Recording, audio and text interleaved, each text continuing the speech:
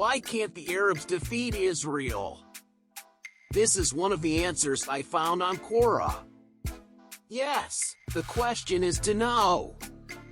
Can the Arabs defeat Israel?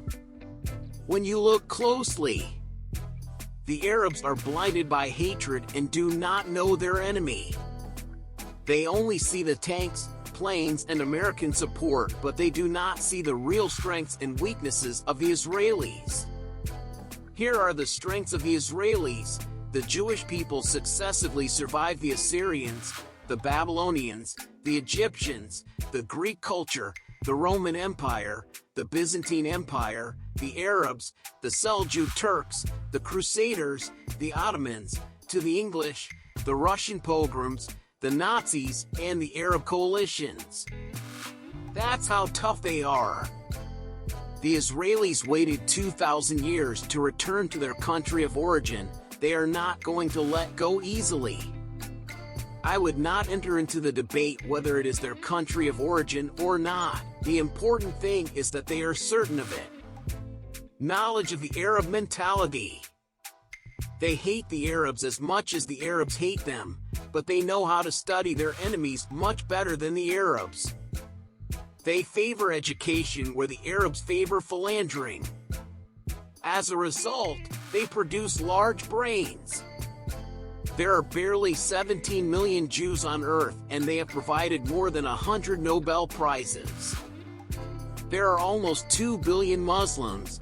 They have only provided 6 Nobel Prizes.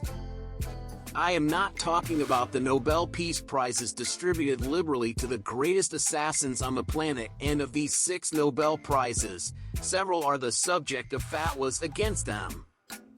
They always have a technological edge over their adversaries. As long as the Arabs prefer to build mosques rather than universities, the Israelis will always be victorious. They are organized, pragmatic, and realistic. They learned the hard way what unrealism could cost.